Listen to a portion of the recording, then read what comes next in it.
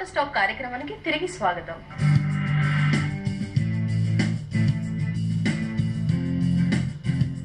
మరి గర్భిణీలలో ఎక్కువగా ప్రయాణం చేయొద్దు అంటారు, ఎందుకని? గర్భిణీలు ప్రయాణం చేయకూడదు అన్నది ముఖ్యంగా మొదటి 3 నెలల్లో. నేను ఇందాక చెప్పినట్లు ఈ ఇంప్లాంటేషన్ పీరియడ్ అంటే గర్భం వచ్చి గర్భకోశంలో అది వేళ్ళూనే సమయంలో ఏదన్నా తేడాగా ఉంటే, సామాన్యంగా గర్భకోశం పై భాగంలో అంటే ఫండస్ లో గర్భం నిలుస్తుంది. కొంతమందికి కింద భాగం కొద్దిగా లో లయింగ్ ఇంప్లాంటేషన్ అంటాం, అంటే కొద్దిగా కింద భాగంలో ఇంప్లాంట్ అయినట్లయితే వీళ్ళకి కొంచెం బ్లీడింగ్ అయ్యే అవకాశం ఉంటుంది. సో ఈ మొదట వేళ్ళూనే వరకు కూడా కొంచెం ఎక్కువ ప్రయాణాలు చేసినట్లయితే ఒకవేళ ఆ టెండెన్సీ లో లైన్ ఉంటే గనక బ్లీడింగ్ అయ్యే అవకాశం ఉంటుంది. ఒకసారి బ్లీడింగ్ మొదలైందంటే టెన్షన్ వస్తుంది తల్లికి, ఏమైపోతుందో అని. రెండవది ఏంటంటే గర్భంతో ఉన్నప్పుడు స్త్రీ యొక్క వ్యాధి నిరోధక శక్తి తక్కువైపోతుంది, అంటే అదొక ఇమ్యూనో సప్రెస్డ్ స్టేట్ అంటాం ఆ గర్భంతో ఉన్నప్పుడు. సో వీళ్ళకి త్వరగా వేరే వ్యాధులు వచ్చే అవకాశం ఉంటుంది. సో ఈ మొదటి 3 నెలల్లో గర్భస్థ శిశువు పిండం ఎదుగుదల అవయాలు తయారయ్యే సమయం కాబట్టి ఆ సమయంలో వాళ్ళు ఎక్స్పోజర్ లేకుండా ఉండటం కోసం ప్రయాణాలు చేయొద్దు అంటాం.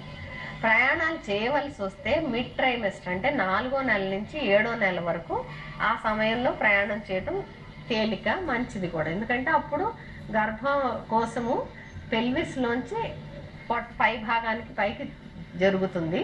ఆ సమయంలో అంత పెద్ద ఇబ్బంది అంటే మూత్ర కోసము అది అన్న కోసము అంటే రెక్టము బ్లాడర్ మీద ప్రెషర్స్ తక్కువ ఉంటాయి, అబ్డామినల్ ఆర్గన్ అయిపోతుంది. అప్పుడు అంత తేలిగ్గానే ప్రయాణం చేయొచ్చు.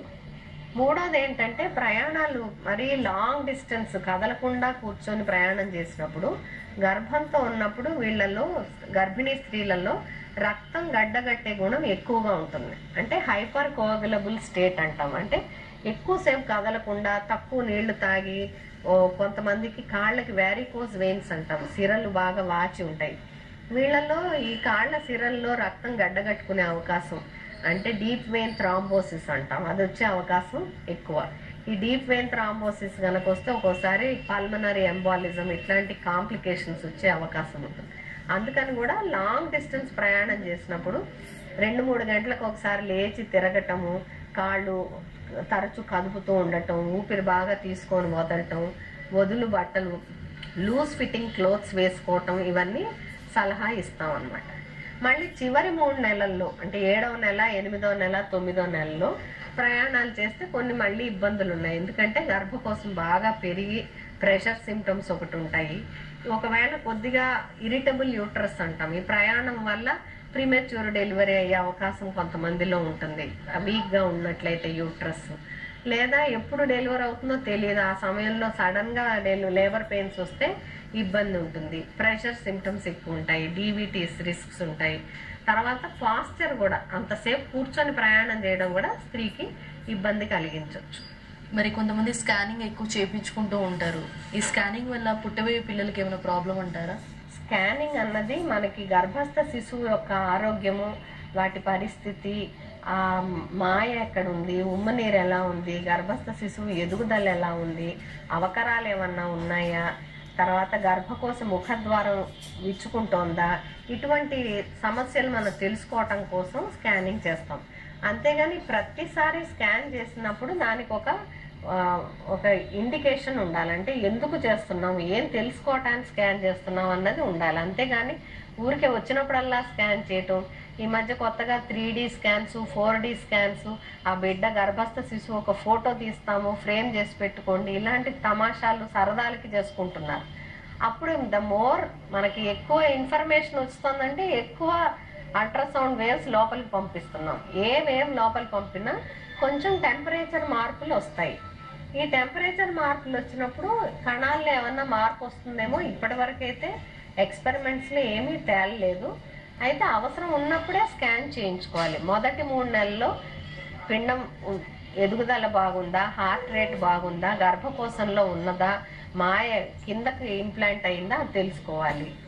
రెండవ మిడ్ ట్రైమెస్టర్ లో ముఖ్యంగా 20 వారాలప్పుడు టిఫా స్కాన్ అంటాము, targeted imaging for fetal anomalies, అంటే గర్భస్థ శిశువులో ఏదన్నా అవకరాలు ఉన్నాయా అని.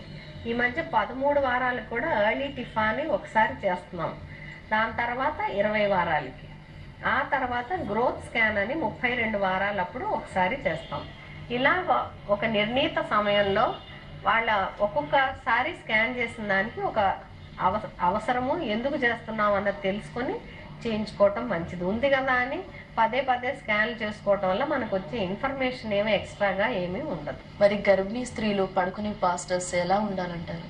గర్భం ఇంకా ఎదుగుదల పెరుగుతున్న కొద్దీ, ముఖ్యంగా 7వ నెల నుంచి వాళ్ళకి పడుకోవటం కూడా చాలా ఇబ్బందిగా ఉంటుంది. ఎందుకంటే వీళ్ళకి ఆ గర్భ కోసం పెరగటం వల్ల ముందు పక్క అబ్డమెన్ పెరగటం వల్ల వెన్నెముక మీద ప్రెషర్ పడుతుంది. కాబట్టి లోవర్ బ్యాక్ పెయిన్ రావటం, అప్పర్ బ్యాక్ కూడా పెయిన్ రావటం ఉంటుంది. ముఖ్యంగా ఈ రోజుల్లో ఆడపిల్లలకి సరైన ఎక్సర్సైజ్ అడాలసెంట్ ఏజ్లో, అంటే 12 నుంచి 18 సంవత్సరాల వయసులో ఫిజికల్ యాక్టివిటీ తగ్గిపోయినందువల్ల వీళ్ళకి వెన్నుపూస కండరాలు వీక్గా ఉండటం, దీనివల్ల ఈ ఇబ్బందులు కలగడం చాలా తరచుగా చూస్తున్నాం.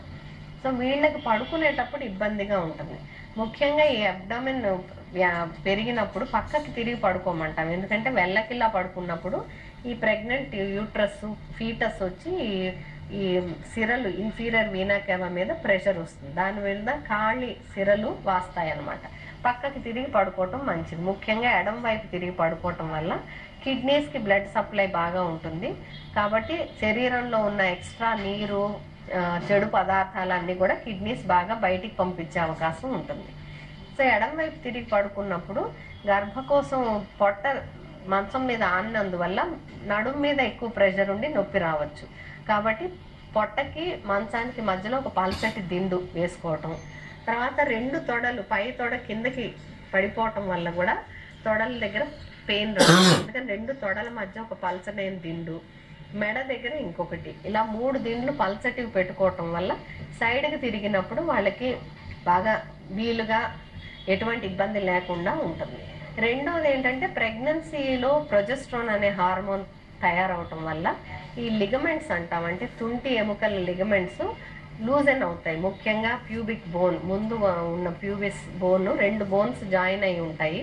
హిప్ బోన్, వెనకాల సేక్రో ఇలియక్ జాయింట్, ఇవన్నీ కూడా లిగమెంట్స్ లూజ్ అవ్వటం వల్ల స్త్రీ మంచం మీద ఒక పక్క నుంచి ఇంకో పక్కకి తిరగటము, పడుకున్నప్పుడు లేచి కూర్చోవటము, కూర్చున్నాక లేచి నిల్చోవటం, మొదటి 4 అడుగులు వేయటం చాలా నొప్పి కలిగించవచ్చు. అందరికీ వస్తుందని కాదు, ఒక్కొక్కరికి ఒక్కొక్క జాయింట్లో బాగా లాక్సిటీ వల్ల రావచ్చు.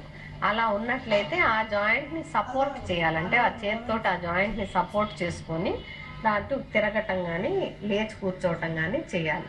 సో నడిచినప్పుడు కూడా ఇలా జాగ్రత్తలు తీసుకోవాలి. ఒక్కోసారి వంట చేసేటప్పుడు లేదా ఉద్యోగినీలు అయితే ఎక్కువసేపు నిల్చొని ఉద్యోగం చేయాల్సిన వాళ్ళు ఉంటే 2 కాళ్ళు ఒకే లెవెల్లో పెట్టుకొని ఎక్కువసేపు నిల్చోవటం వల్ల కూడా నడుము నొప్పి రావచ్చు. అందుకని ఒక కాలు కొంచెం పీట మీద ఒక కాలు ఎత్తుగా ఆల్టర్నేట్గా ఒక కాలు పైకి తర్వాత 2వ కాలు పైకి పెట్టుకోవటం వల్ల బ్యాక్కి వాళ్ళకి కొంచెం రెస్ట్ దొరికే అవకాశం ఉంటుంది. మరి గర్భిణీలకు మానసిక ప్రశాంతత ఉండాలి అంటారు కదా, ఆ విషయంలో మీరు ఎలాంటి జాగ్రత్తలు తీసుకోవాలి? గర్భిణీ స్త్రీలు మానసికంగా చాలా రిలాక్స్డ్గా ఉండటం చాలా అవసరం. ఎందుకంటే గర్భకోశంలో ఉన్న శిశువుకి అన్నీ తెలుస్తాయి. తల్లి ఒక మానసిక పరిస్థితి గురించి ఆ బిడ్డకి అవగాహన చాలా ఉంటుంది. ఆవిడ కోపంగా ఉన్నా, బాధగా ఉన్నా, సంతోషంగా ఉన్నా, ఆమె గొంతు కానీ పక్కన వాళ్ళతోటి వ్యవహారము, ఆ శబ్దాలు అన్నీ కూడా, ఎందుకంటే వాళ్ళకి వినపడతాయి అన్నీ. తర్వాత టచ్, తల్లి మాట్లాడిన మాటలు, ఆ మాటల్లో ఉన్న ఎమోషన్ కూడా వాళ్ళు అర్థం చేసుకోగలరు. కాబట్టి ఈ స్త్రీలు గర్భస్థ శిశువు ఉన్నప్పుడు మన రూమ్లో ఇంకో మనిషి ఉంటే మనం ఎలా ఉంటాము ఆ విధంగా బిహేవ్ చేయాలి. కాబట్టి కోపంగా ఉండటం, చిరాకుగా ఉండటం, బాధపడటము, ఇవన్నీ కూడా ఆ బిడ్డకి ట్రాన్స్మిట్ అవుతాయి. తల్లి యొక్క మానసిక పరిస్థితి కొన్ని రసాయనాల్ని తయారు చేస్తుంది మెదడులో, తల్లి మెదడులో. ఈ రసాయనాలు ఈ మాయ ద్వారా గర్భకోశంలో ఉన్న శిశువుకు కూడా అందుతాయి అన్నమాట.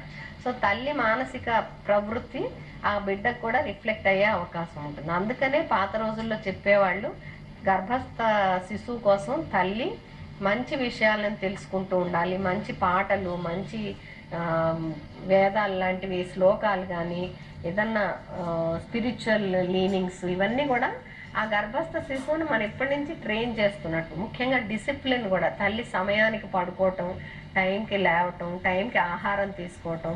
దీనివల్ల గర్భస్థ శిశువు కూడా ఆ డిసిప్లిన్ అలవాటు అవుతుంది అన్నమాట. ఈ సమయానికి నిద్రపోతారు, కదలకుండా ఇన్ని గంటలు పడుకోవాలి, ఈ సమయం ఆకలేస్తోంది. తల్లికి షుగర్ లెవెల్స్ డ్రాప్ అయినప్పుడు బిడ్డకు కూడా షుగర్ లెవెల్స్ డ్రాప్ అవుతాయి.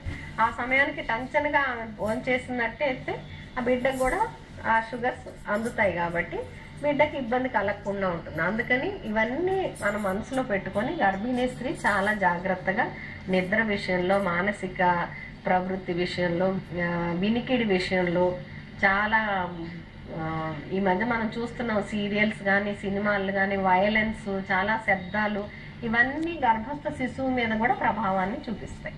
మరి డాక్టర్